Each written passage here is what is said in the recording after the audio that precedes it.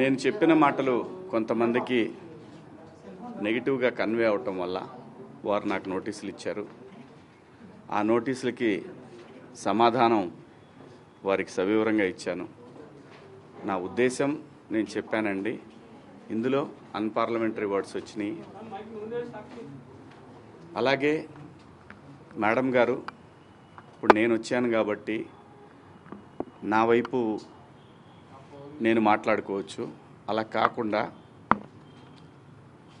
ఎవరైతే దీనికి బాధపడ్డారో వాళ్ళ పాయింట్ ఆఫ్ వ్యూలో కూడా క్వశ్చన్లు అడిగారు. నన్ను అన్నిటికీ సమాధానం చెప్పాను. మేడం గారు ఏమంటారంటే, మీది ఒక ప్రజల్ని ఇన్ఫ్లుయెన్స్ చేసే మీడియా కాబట్టి ఇవాళ మీరు అన్నారు కాబట్టి రేపటి నుంచి అందరూ అయిన దానికి కాని దానికి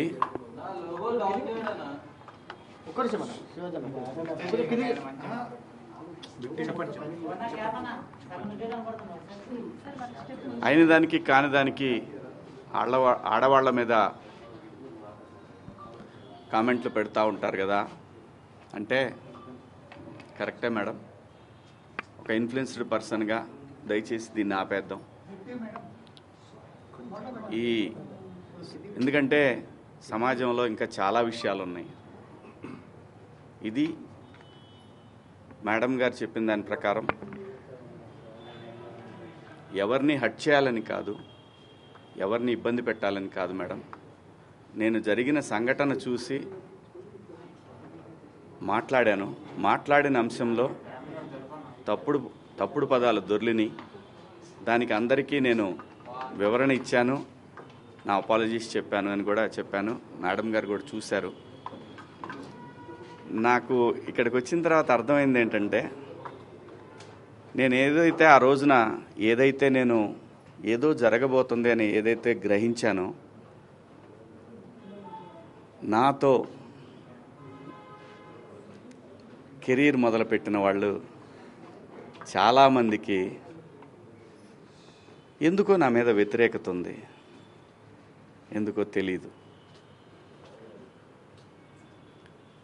నేను ఒక సందర్భంలో, ఇది బయట తెలిసిన విషయం, ఒక సందర్భంలో ఎందుకు వీళ్ళకి నా మీద కోపం ఎందుకో నాకు తెలీదు. 30 సంవత్సరాలు అయింది నేను ఈ పరిశ్రమకు వచ్చి. ఈ 30 సంవత్సరాల్లో నేను ఏ ఒక్కరిని ఇబ్బంది పెట్టినా ఈ పాటికి ఎప్పుడో బయటకు వచ్చేది. రాలేదు. వచ్చి ఉంటే ఈ పాటికి మీరందరూ నా మీద ఎగబడేవాళ్ళు. చాలామంది నాకు తెలియదు అనుకుంటారు. ఎవరెవరు జూమ్ మీటింగులు పెట్టుకున్నారో, నాతో బాగా ఉండి నాతో మంచిగా మాట్లాడుతూ నా నటనని పొగుడుతూ ఉన్న, నాకు షాకింగ్, ఇంత కుట్ర జరగాలనా నా మీద?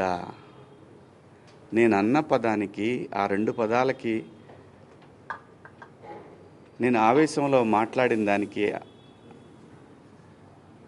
నాకు బాగా కావలసిన వాళ్ళు కూడా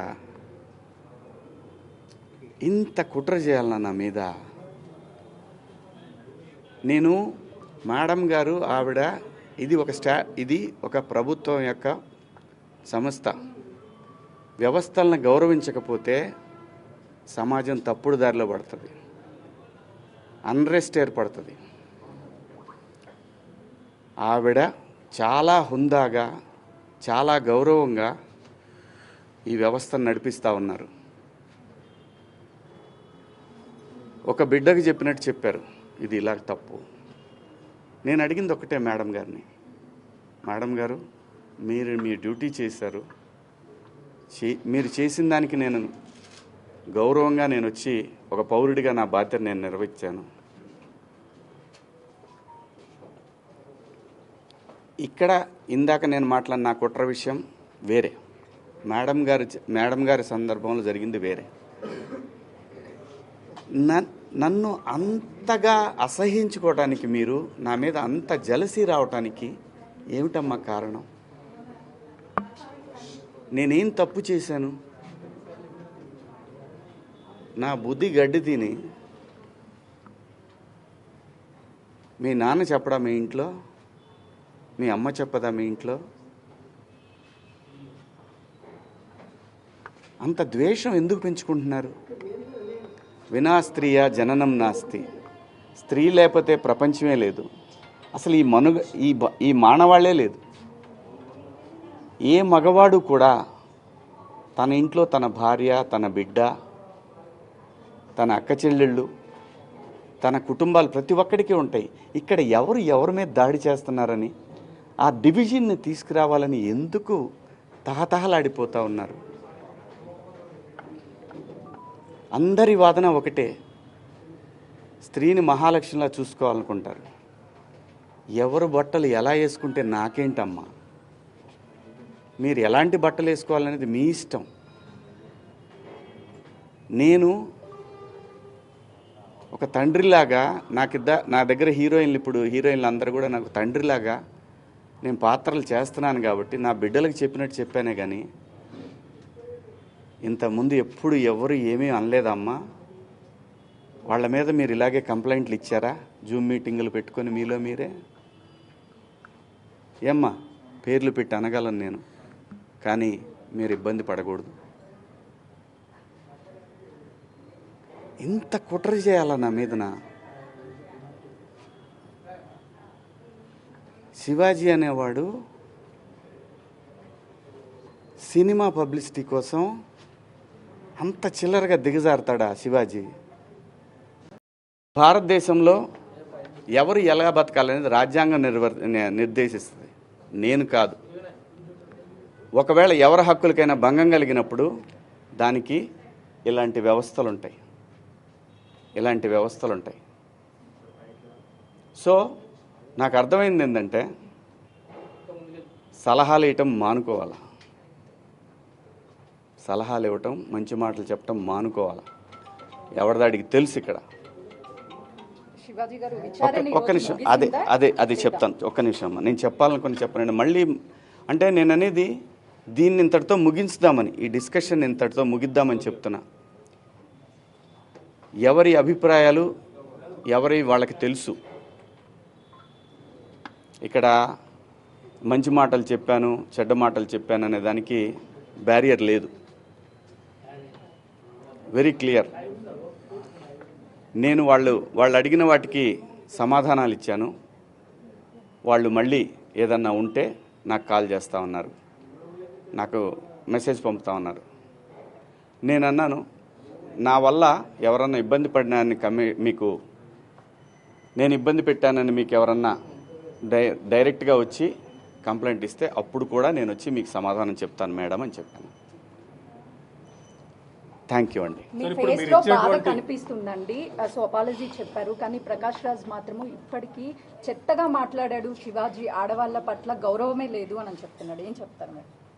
నేను ఇంకా చూడలేదండి, చూసి నాకు చెప్తాను. ఆయన సార్ మీరు ఇచ్చిన ఎక్స్ప్లెనేషన్ తోనే ఇప్పుడు ఈ మహిళా కమిషన్ యాక్సెప్ట్ చేశారా సార్? మీ మాటలకి కట్టుబడే ఉన్నారా? కేవలము 2 మాటలే పొరపాటుగా అన్నాను అన్నది మాత్రమే వెనక్కి తీసుకుంటున్నారు. వాళ్ళకి ఏవైతే నచ్చలేదో వాటికి నేను క్షమాపణ చెప్పాను. నేను ఇచ్చిన స్టేట్మెంట్ అలాగే ఉంది కదా, దాన్ని నేను వెనక్కి తీసుకున్నది ఆగుతుందా? కాదు కదా. నేను మంచి చెప్పటం తప్పు అనేది నాకు అర్థమైంది. సోషల్ మీడియాలో విపరీతమైనటువంటి మద్దతు వస్తుంది. ఏం చెప్తారు? నేను అనేది ఒకటే, ఏమవుతుందంటే ఎవరినో పొగిడిన తర్వాత ఇంకా ఎవరినో విమర్శించినట్టు అవుతుంది. కాబట్టి ఈ విషయాన్ని ఇంతటితో వదిలేద్దాం. దయచేసి అందరూ కూడా ఎవరి అంతరాత్మలకు వాళ్ళకి తెలుసు ఏం జరుగుతుందనేది. అందరి అభిప్రాయాలను గౌరవిద్దాం. ఫైనల్లీ సోషల్ మీడియాలో మద్దతు పెరుగుతుంది కాబట్టి ఇక మీద నుంచి కూడా అవేర్నెస్ కల్పిస్తూనే ఉంటారా? ఈ లైన్ స్టాండ్ తీసుకుని ఒకటి కేవలం ఒక్కరిద్దరు మాత్రమే వ్యతిరేకించారు, బయట సామాన్య ప్రజలందరూ కూడా మీ వెంబడి ఉన్నారు, మద్దతు ఇస్తున్నారు. సో దీనికి మీరేమంటారు? నేను అవకాశం ఇచ్చానండి, కొంతమందికి మాట్లాడే అవకాశం ఇచ్చాను.